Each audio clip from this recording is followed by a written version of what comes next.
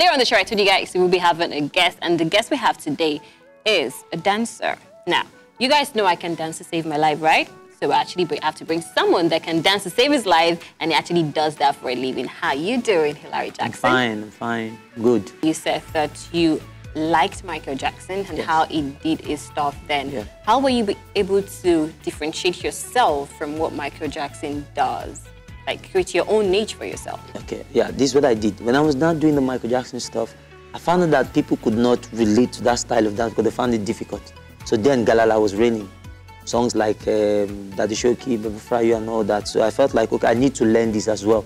So I became versatile to do different style of dance. I could do the Afro, I could do the Galala, I could do the dancehall, I could do the popping that a layman called break dance. No, it's called popping. I could do the popping, I could do the locking. So I was able to do different style of dance. So when I was in social gathering and you play me a song that relates to Michael Jackson, I'll do it exact that way. If you play me a song that relates to the normal trendy song, I'll do the same way. So I was able to create an niche for myself by being versatile, doing different genre of dance. What is his dance lifestyle? Wow, the dance lifestyle.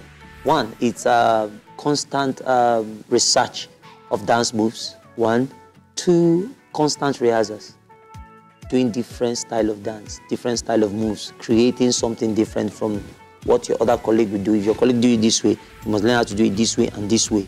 It makes you stand out. Your hair, our dress code, having the canvas, bandanas, hip-hop caps, you know, fancy clothes, nice funky hairstyles. Those are the dancers' lifestyle. So everything comes together, the way you look, the way you make yourself appear to the people. Yeah. What effect does that have on what you do? I mean, isn't it just about you shaking your body and doing some rhythms with your body? Why does your attire and your costume have to play along? Yeah, why it plays along? Because they treat you differently. They see you differently. They see you like, this must be a professional. Just like a footballer. See you're a footballer and you're coming on with an office shoe, a corporate shoe, tie, and somebody's coming up with a joggers, boots, always looking like a footballer. And you say, because I don't want to look like that, I have to dress corporate, so when it comes to the time I need to dance, I have to change to my costume. Nobody looks you that serious. But from afar, all the time they see you, this guy, who's this guy? You're creating attention. That attire brings attention, brings respect, self-confidence. You have that confidence of yourself, like everybody sees me special. Whenever I'm going out there, I know that this guy is going to look at me. I know he's going to look at me. Let me do this hair this way, this way. Let me do it this way. No, they're going to like it this way. So whenever I come, they say, Ara, you know, style, like styles, you know, like, what do you do? I'm a dancer. Oh, I thought you were a singer. No, I'm a dancer too. So it gives us that self-confidence. Can everybody be a dancer? Or does it have to? Because while you were growing up, you were exposed to certain content. You were exposed to Michael Jackson videos and it became your inspiration, even though you had to create your own niche out of it. But can anybody be a dancer? Yes, I used to say anybody can be a dancer. You're a dancer. Or you, what I used to say. I can't dance. No, I'm coming. I will tell you, everybody can be a dancer, but everybody cannot be a professional dancer. Okay. Who is a dancer? A dancer is anybody that dances rhythmically to a music. The beat is playing and you're doing like this. Say that guy is a dancer, he's dancing.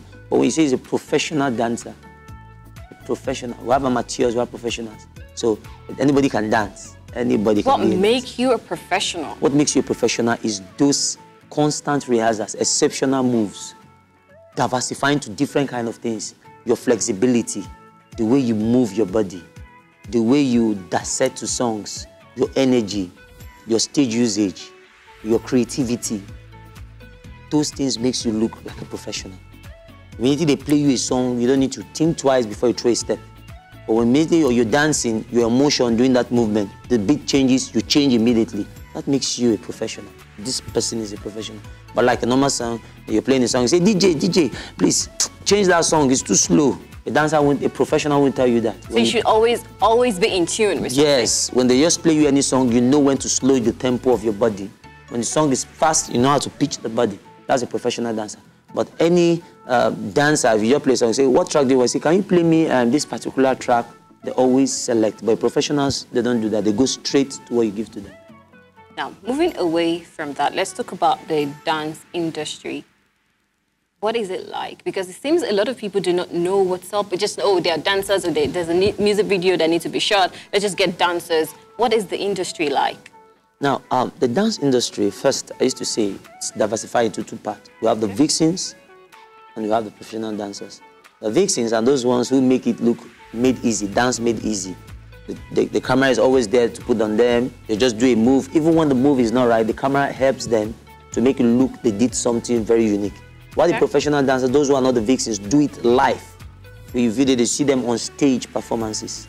Now, the industry now has its own niche, in the sense that dance industry before was not accepted or celebrated. We just have Why music. was that? Because we have music industry, comedy industry being recognized, awards and all that. Dancers are just at the back stage. They just come there, just come do a move for us. We beautify the music. We are the sort of entertainment. We make that music you dance today look very, very unique. For instance, you play a song from Burna Boy, Zanku. What comes to your mind is the Zanku move, the dance move. You don't even think about Burna Boy singing the song anymore. You're thinking about that dance move. So dance has its own impact. So in the dance industry, it is having a good standard now. We're going to get better. The likes of the Kafi, the Jodi, the Spans, Rabulos and all that, they're trying to make the industry stand firm. And that is what we're really trying to do by creating professional dancers into the industry. We don't want amateurs. We don't want people to bring wrong dance styles to the industry that will not sell us well. Take, for instance, how many dancers have been endorsed because they don't recognize the industry. We are not organized. The dance industry is not well organized. But now it's getting better. 3 years ago, it was not well organized, but now it's getting better. In the nearest future, you start seeing dancers being ambassadors for brands. So what we are trying to do in the industry is that the dance industry for now is going there. It's trying. So you're saying now, as you're not getting the recognition you need to get because everybody seems to be doing their own thing. Doing their own thing, no organized, no one body, no one voice. But now it's getting better, like the GOND, the Guild of Nigerian Dancers, which have come together, trying to bring dancers together, everybody having an industry.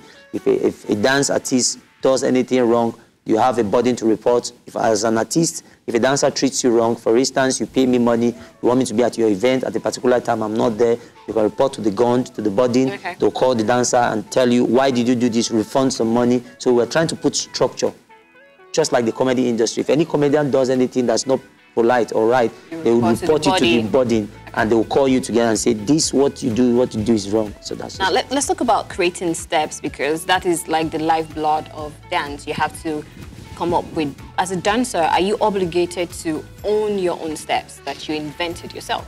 Yeah. Creating the step, anything about dance is whatever you do must be first very simple for people to learn, very catchy. And if you want to do the difficult part, know that it is only you that want to do that, and it's going to be your brand. Take, for instance, the moonwalk, the backslide. People know as the backslide. Michael Jackson didn't invent that. But he made it popular. Yes, but the dance was been existing even before he was born. So, but he was able to popularize the dance and add other spice to it by doing some funny things, holding the grudge, putting some mouth in his mouth, screaming, ooh, put those hands, combing those hair while he dances, was trying to create a style for himself. So anybody who could do that could easily learn from that. Take, for instance, the shoki. If it was so difficult, nobody wanted to learn that. How many people can do the move, the wave, the strobe, because it's difficult? But a lot of people can do shoki. They know, oh, just take it up and easy. So creating your own step is very interesting. And if people find it that it's so interesting and it's easy to learn, they'll imitate it. Just like the Zanku you have today, the Shaku Shaku, the Shoki, the Shakiti Bobo, and the likes. Now, still talking about creating steps, while dancers, professional dancers, try to create steps, is it necessary or is it obligatory for them to put into consideration the cultural and societal values of the immediate environment? Yes, it is, but sometimes it's not. Why I say so? Because if you're creating a step, you definitely want the world to do it, different countries to know how to do it. So if you're putting it on that restriction of your own cultural, restriction, it's going to affect it internationally. Take, for instance, okay, let's use contemporary, for instance. Okay. Some countries, the African contemporary, they really don't do it. They would prefer you, the Africans, to come do it. For them? For them, they just pay you for it. They accept it because it's unique, they can't do it. But take, for instance, the American style of dance, the break dance, the hip hop and all that. Not everybody too as well can do it over here. But at least we have 70% to 80% around the world who could do that dance style. So, but that was then because dance was existing. But dances now that are coming out like the LM Shake, the American does, anybody can do it. They didn't restrict it that it must be only them. They did the dance so that it can even blend with your own style of dance. So creating your own style of dance, restricting it to your own environment is not that good. Do it to everybody so that you can even borrow the dance and put to other style of dance. But when a dance seems offensive to your immediate environment, the people that get in touch with it the first, what do? You know there's a recent dance now that is quite popular in the country, and Naira Marley introduced that dance, and a lot of people have actually spoken up. We have a veteran in the industry, Kafi, saying no, it is not accepted. What do you do when you do that? Now, for instance, such dance is not acceptable because it interprets sexuality, morality, especially when it comes to kids. Kids dissect things quickly. When they see you in a kind of position doing a style of dance, it is very offensive, especially where their parents are there.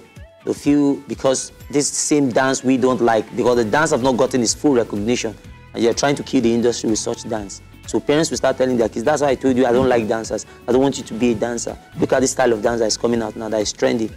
And everybody's rejecting this dance. Is this what you want to do? Take, for instance, take a kid to a social gathering or end of the year party, and they ask the kids to come out to dance. Imagine your kid doing such dance. How would you feel? Or stay in the presence of corporate bodies, respected clients, and you're doing such dance. It doesn't speak well. Even a good client will not want to dance. A reasonable client will not want to do the dance. Because, okay, fine, let's say because the dance is trending, how will I see myself doing that? But easy dance like the zankus and shaku, they didn't find it offensive. They say, oh, it's normal, leg movement. It does not touch any sexual parts. So, what do you expect? It's accepted. But such dance, no, we'll go against it because everybody will go against it because it's bad. Now, because when this became a thing on social media, there were different schools of thought and people saying different things. I remember I saw a tweet and someone said, oh, why do you have to say this about Naira Marley's dance when the One Corner dance came on and everybody accepted it, nobody is saying anything? What do you think about that? Now, the first thing I used to tell people about that dance was One Corner was not accepted by everybody. The dance didn't last. It was not even up to 3 weeks. Tell me how many Nigerian videos you see the One Corner. That dance was restricted to only that song. Nobody could adopt that dance to other styles of song. Take, for instance, Zanku, sung by Burna Boy and Zlatan. But you can see that dance on different artists' songs, right? Yeah. Good. But how many videos do you see the One Corner dance? Doing the One Corner dance, the song is playing and you just, the video director will just leave you and focus on you, doing the wrong thing on a particular, no, it doesn't, the dance did not trend. So I used to tell people, we didn't accept the One Corner dance. One, the Nigerian dancers did not create that dance. That dance came all the way from Ghana. It was not a Nigerian dance. Two, the dance did not last long because the fact that dance was not accepted, when you did not see other artists promoting such dance in their videos. No, that dance was just restricted to only that song alone. So the One Corner dance, we didn't accept it. We knew the dance was raining. You can't stop people doing it because we didn't know the particular person that invented that such dance. But because this style of dance that is trending now, that you talked about Naira Marley, because Naira Marley invented such dance, so they were able to tackle you and say, no, we don't want it this way. We want it this way. He was angry because, fine, this is what I want. It's my song. I'm free, I have freedom of speech to do everything. But we are trying to tell him that, it's the dance industry. Let's try to be considerate. What about the kids? We're trying to create this dance industry to be unique. We don't want anything to make people say, I don't think the dance industry is organized. We cannot use them for brands. But if a comedian should say anything that is wrong, they call themselves together and tell him, hey, young man, this thing you said about this particular person is wrong. So we are calling you for this show. Repeat that same statement and say, this is not what you meant. Apologize. They have different platforms to always get things re-edited and done. But dancers, once it's out and the body is out. What has been your challenges in the industry so far? One of my challenges in the industry so far is that we are not being recognized the way we want it. We don't have endorsement. We need endorsement. We need platforms where we can make good money. Platform in the sense that we need shows where we can earn good money. And I mean money, we too want to earn 1 million, 2 million, 3 million.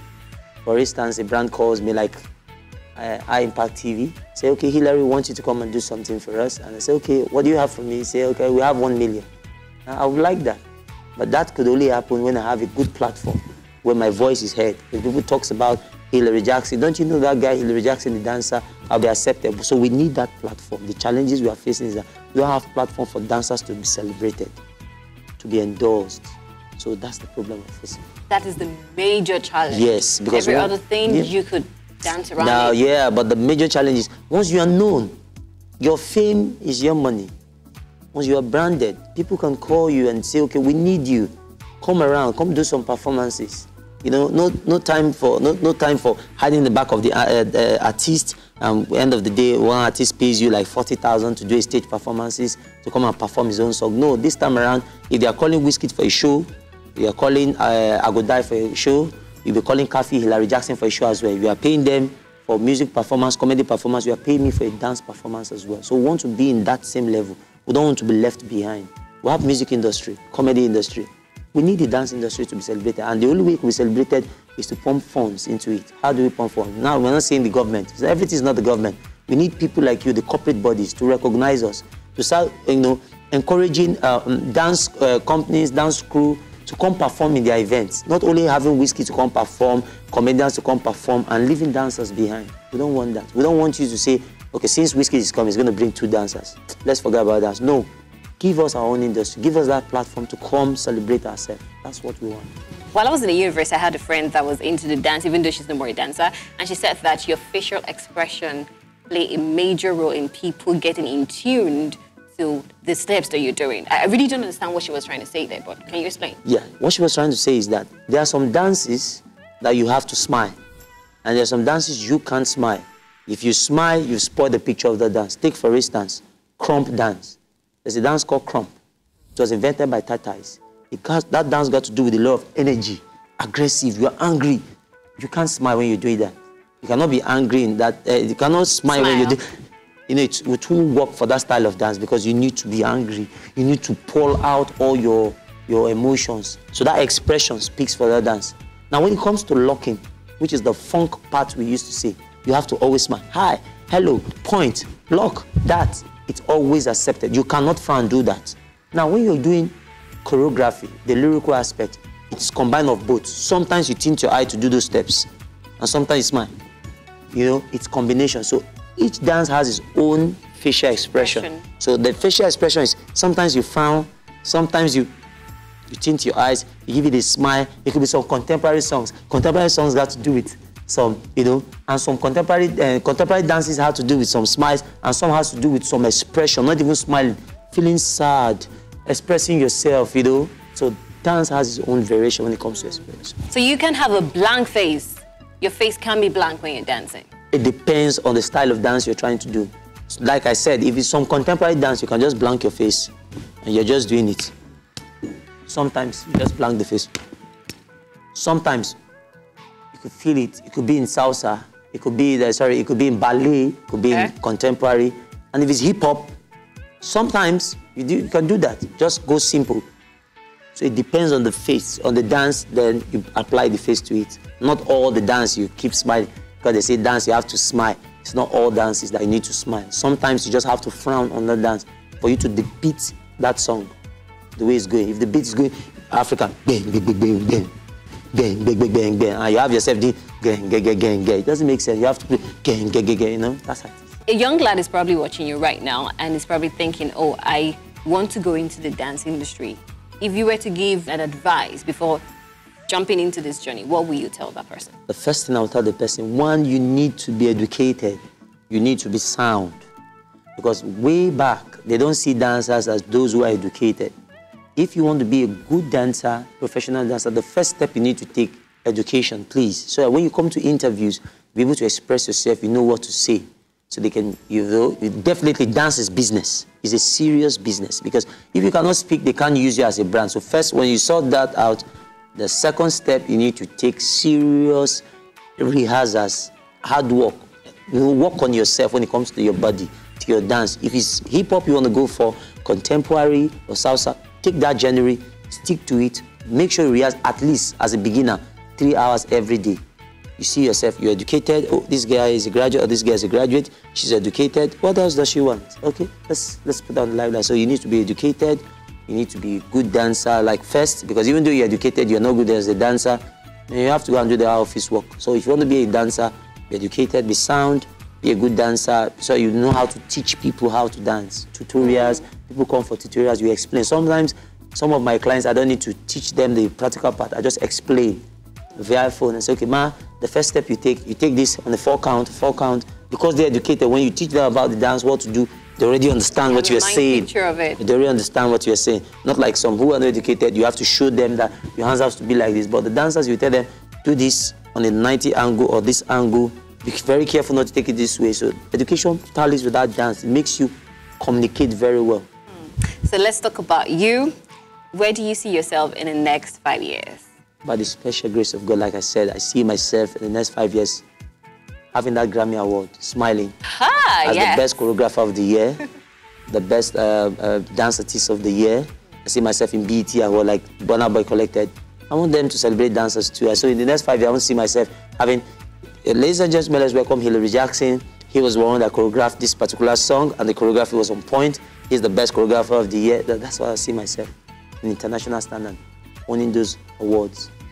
Thank you very much for coming on the show. So we really, really do appreciate it. And yes, we wish you everything good thing that you wish for yourself. Thank you so much. Thank you. And definitely the dance industry will be a major thing in the Nigerian entertainment industry. We're very happy. We're very glad. Thank you so much. I really appreciate you. All right. High Impact TV. Yeah, thank you so much. So guys, we're still here. It's still Me Day Special. We'll go for a music break and the show continues. If you like this video, you can hit the thumbs up button. But if you really like this video and want more content from High Impact Television, well, you have to subscribe to this channel. Also, to be super cool and be the first to see these videos, just turn on post notification.